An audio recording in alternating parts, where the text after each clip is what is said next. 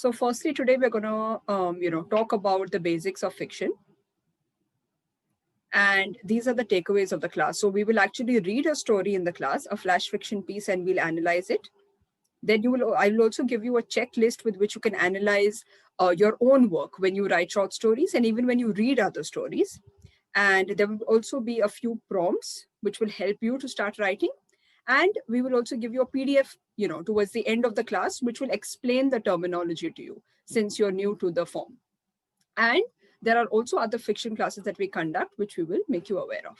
Okay, so this is a little bit about me, guys. Can all of you hear me? Maybe just give me a thumbs up sign. Anyone? Am I audible to everyone? Yes, Okay. ma'am. Okay, great.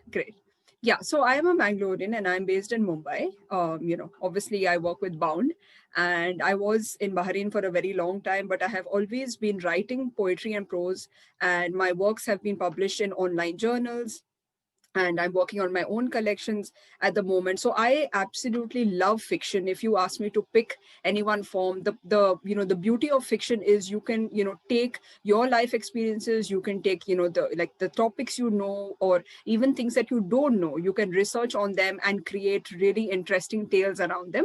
That's why fiction is so interesting. Okay, so let us begin, guys. Now I want you to you can either take a screenshot of this or you can even write it down.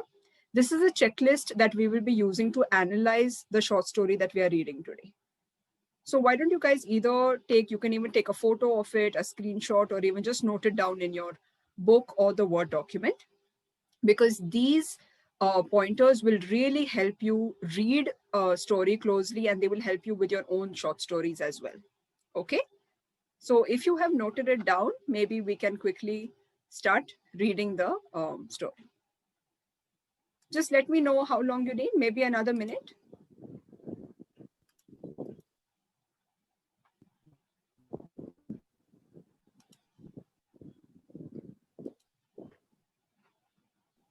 Right. Okay. So while we take this down, why don't I just, ask you guys what you think about fiction. So Darshini, can you hear me? I'm just randomly picking names, guys. Yeah. Hi, Darshini. Yes. So Darshini, tell me, what about fiction really appeals to you? Why do you like fiction? Or you can maybe even name a book that you like and tell us, why is fiction very effective, basically? I feel like we can get lost in another world and explore their life, and we can Right. forget this, like what we are going through right now. Right, exactly. So it's an escapism technique, right? You get to escape into another world through fiction. Very interesting. Thank you, Darshini. And is there any book that you really like? Any novel? I can't like name one, but Okay, yeah, yeah, it's difficult. it's Yes, very difficult. yes. Yeah, that's okay. Yeah. So that's interesting. Maybe I can ask one more person for their viewpoint. Ramya, can you hear me? Yes, ma'am, I can. Hi, Ramya. So how old are you? I'm 8 years old. Oh, Plus. wow. Okay. That's, I think, our youngest participant. So Ramya, is there any story that you really like? Do you have a favorite story? Yes, ma'am, I have Cinderella as my favorite story and Little Riding Hood. Wow, that's so sweet. Actually, you won't believe, Cinderella is still my favorite story because I grew up just watching the whole Cinderella story again and again. So it's one of my most memorable stories, you can say, even till now. So very good choice, Ramya. And keep reading and keep writing. So I mean, the world of stories is endless, so you should keep writing. Okay.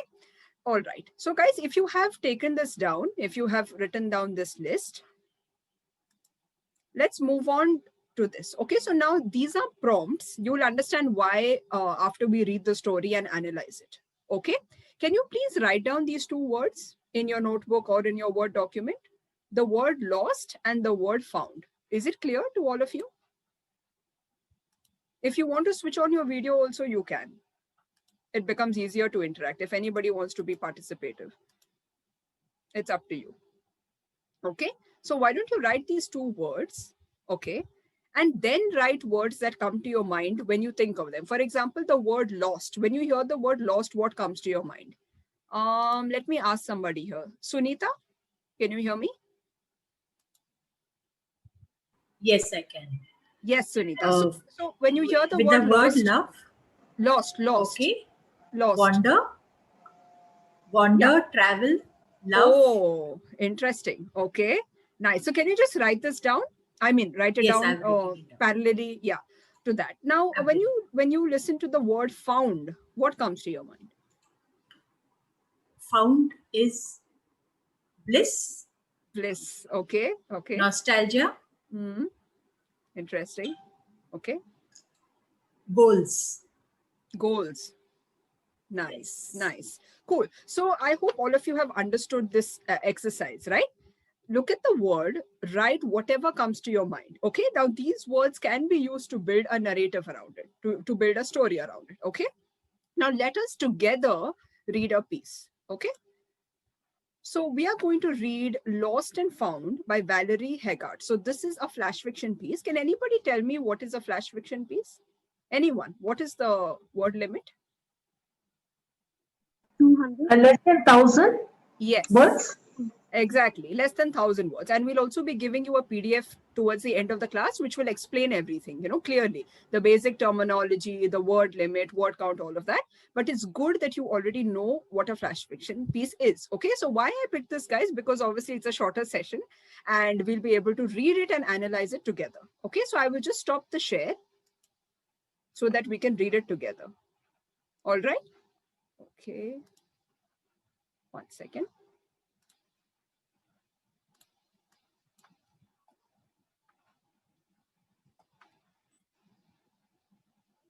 All right.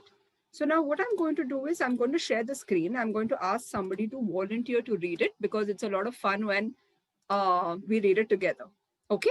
Can anybody volunteer if anybody wants to read it Yes, out? Yes. Who's yes, the, I can. Yes, yeah. ma'am, I can. Can you name? Nilu Shekhar. Yes. Go ahead. You can start reading. Nilu Shekhar, yeah. Yes. Lost and Found by Valerie Hegati. Lost and Found. My mother was grieving when I was a child because my brother died when he was 5 and I was 3. My mother seemed far away and hard to reach. She would brush my hair over the bathroom sink with a vengeance. She cut my long hair off one day with no warning. I wouldn't let her brush my hair after that. To get back at her, I would hide and listen while she got increasingly distraught trying to find me. Once, when I was hiding, I saw the neighbor who dressed like the Virgin Mary genuflecting in her driveway and wailing that the end of the world was coming and balls of flame would be hurled down from the heavens. The next day, she was gone. My parents said she had chased her husband down the street with a knife, so the police came and took her in a mental institution. It was the same summer when we had, I'm sorry, it was, I mean, it's moving up. Yeah. It was the same summer when we went to Maine and vacationed on the lake. The lake water in Maine was clear enough to see to the bottom when we were paddling far out in the canoe. One day we saw a sunken rowboat near the boys' camp. Somehow we dredged it up and towed it to the shore in front of our cabin. We christened it Old Molly. We found out later the counselors had sunk it for the boys at the camp to explore during diving lessons. When the boys couldn't find the sunken boat, the counselor would tell them to go back under and keep looking, unaware Oldie Moldy was now beached at our cabin. Yeah. We got a call that summer. Thank you. Okay. Thank you for that. Would anyone like to continue? Would anyone like to Yes, continue? Yeah. Go ahead, Shreya. We got a call that summer while I was napping in Oldie Moldy that my rabbit died. I prayed to God to make my parents buy me another rabbit, but they refused. A few days later, I found a baby bird and kept it in a shoebox on the porch. My mother warned me not to get attached because the baby bird would surely die. But it lived, and I fed it with an eyedropper until it was bigger and I could feed it insects. Eventually, it learned to fly and would fly around and land on my shoulder or the sun hat on my head. One day it flew away with a flock of other birds, and that day I believed in God. Once I started drinking and doing drugs, God seemed far away and hard to reach. I became good at hiding from myself. When I got sober, my mother, at 85 years old, had a heart attack. I went to visit her as a 52-year-old, and in an attempt to make amends, I asked that if I could change anything, that would she want me to do? Because I would do anything for her. I assumed she would say she wished I could be a better daughter, but that's not what she said. She said she wanted to brush and braid my hair.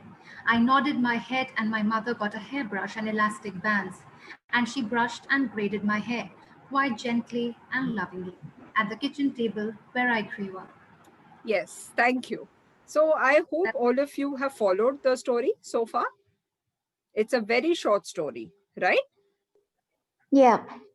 Right. So it's a very simple thread that follows throughout the story. So we will analyze it together right now. Okay. All right. So now what we're going to do is I will share the checklist with you again. Right. And I'm going to ask you to help me out here. All right. Now let me pick somebody. Shruti. Shruti, what about the title of the story? The title says Lost and Found. So how apt is that for the plot? You just read the story. Yeah. So was it a good title? Was it not a good title? What did you think?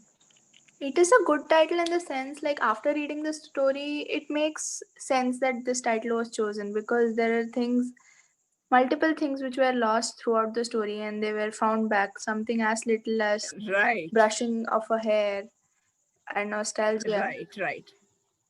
Yeah, so it's also metaphorical because Yeah. she lost that bond with her mother, right? When she was young, and then it comes full circle, and she finally finds that in old age, right?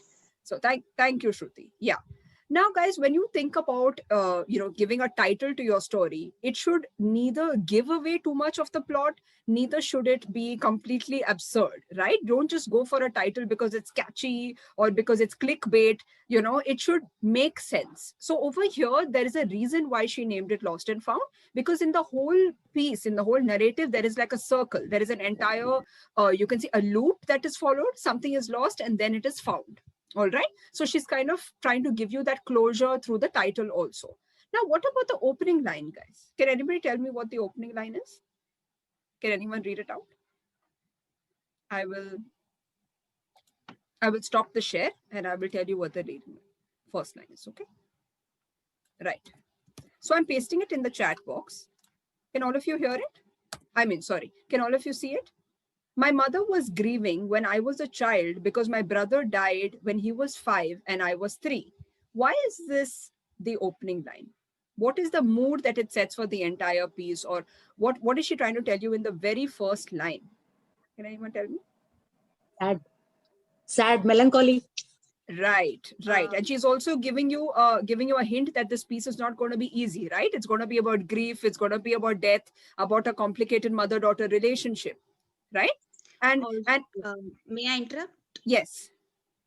Also, I think the first line itself is telling us that the child lost the mother just as she lost her brother. Yes, exactly. At the very same time, right? Yeah. So it also tells you how a sibling, yeah.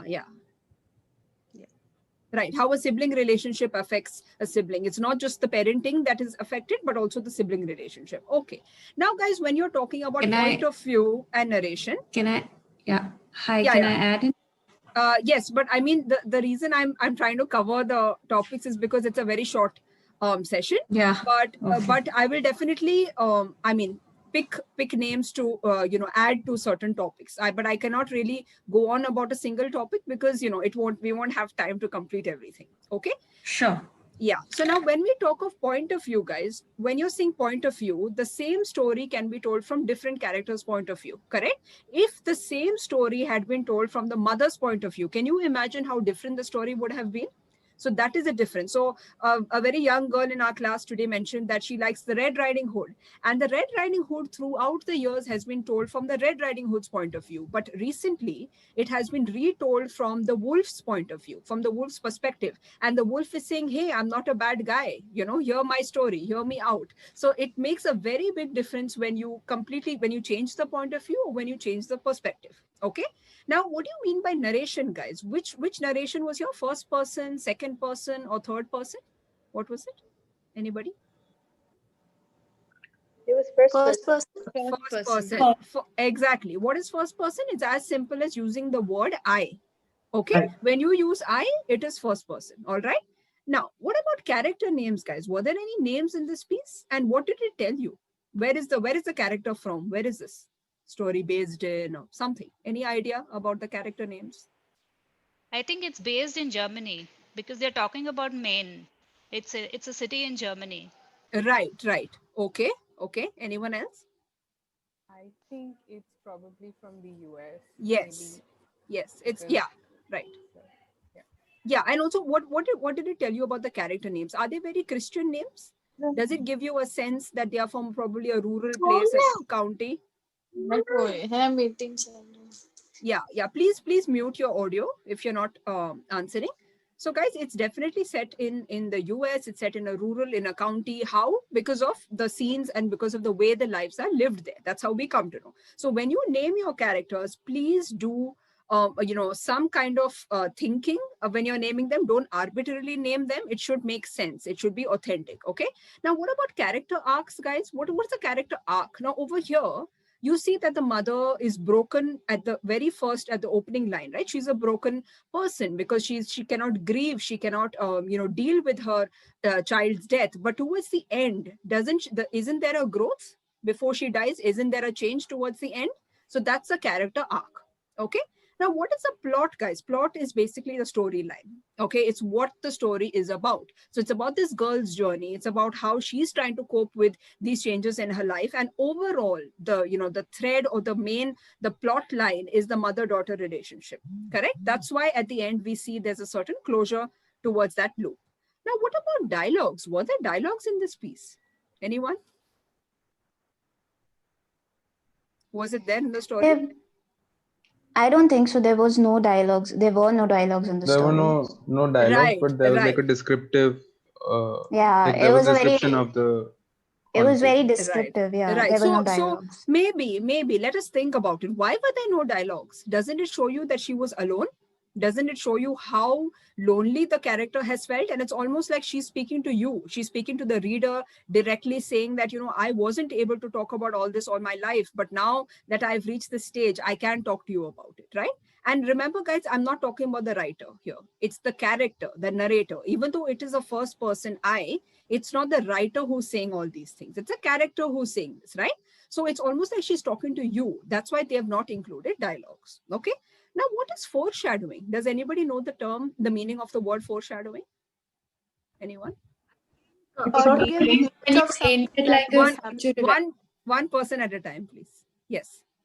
Go ahead. To give hints of something which might happen later in the story. Exactly. So in this story, is there any foreshadowing that is done?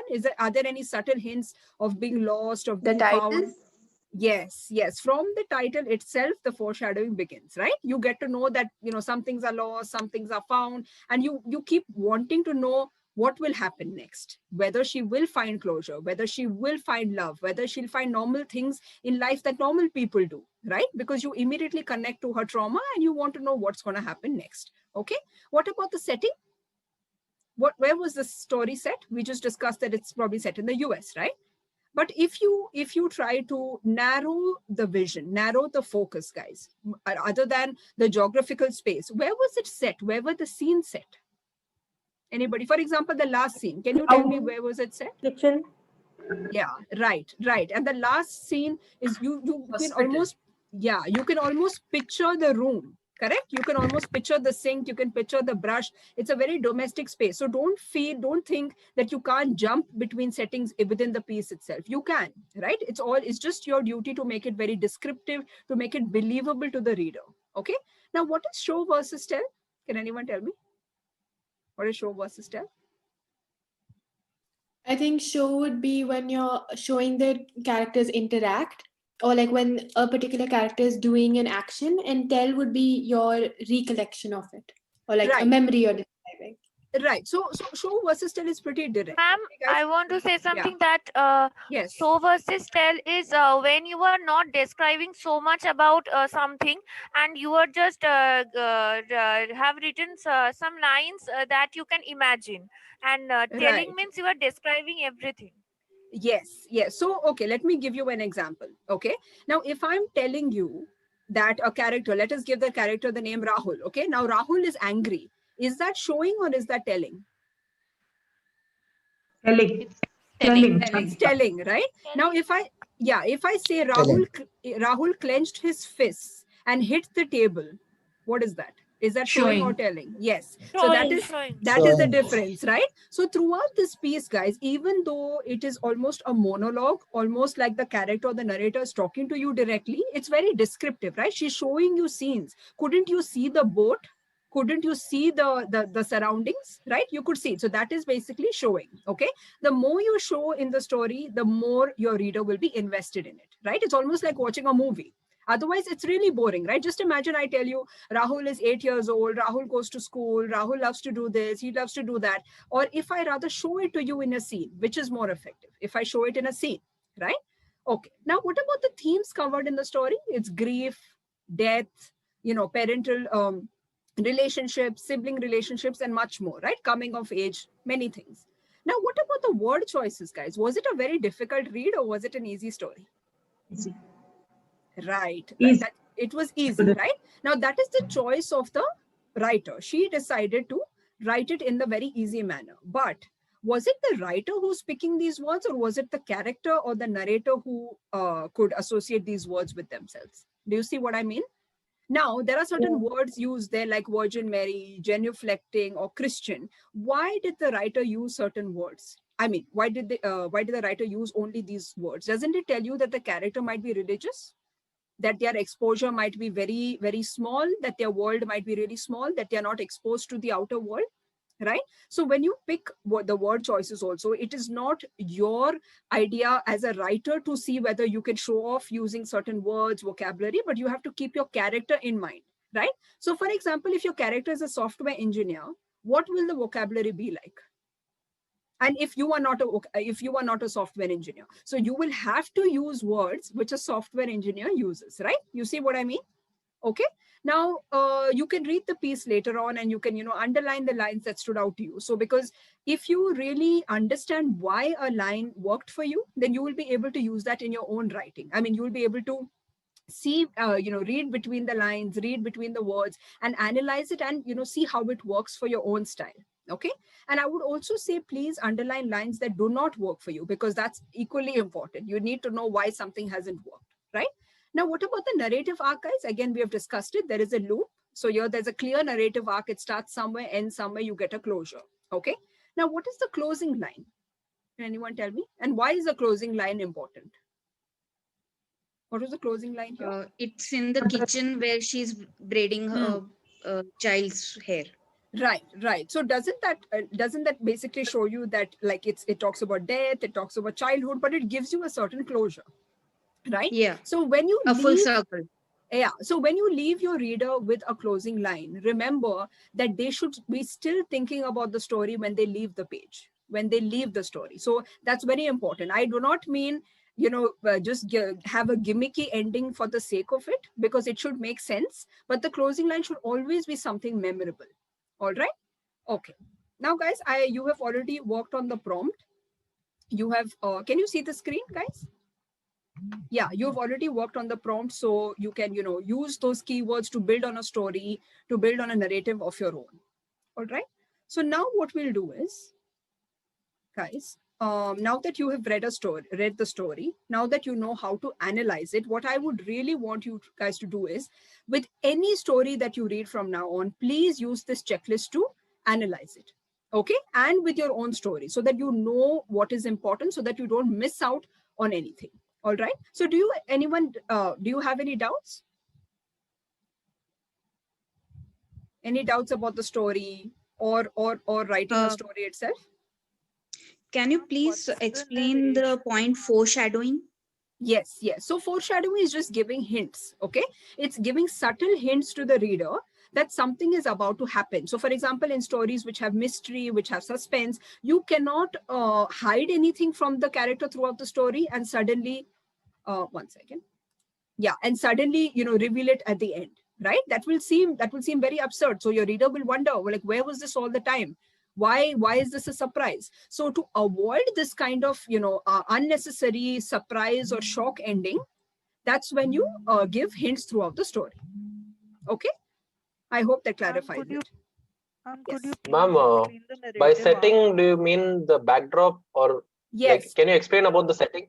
Okay, it means the place, basically. I would say think about the larger place, the geography, which continent, which country, which state, which district, right? That's how you go from bigger to smaller vision. All right. Now, then where is the scene set specifically? Is it indoors? Is it outdoors? Right. And to make any setting believable, you have to make it descriptive. So, for example, if it's an indoor setting, what do the walls look like? What do the curtains look like? What does the floor look like? Furniture, you get what I mean, right? You should make it descriptive. That then the setting will really come alive to the reader. Okay, so guys, hopefully you enjoyed the class, and please, I would love to see you all in the other classes. Just go to our website. If you can't access the link, go to Bound India, go to online classes. You'll be able to see it. We have offers as well. So there's buy one get one free. There's a subscription. I really hope that you guys. I mean, I want to see everyone writing their own story. That's like my dream. I mean, Indian fiction right now is blooming with various kind of stories. So I really want you all to end up writing your own story. So thank you so much. And please keep reading and please keep writing.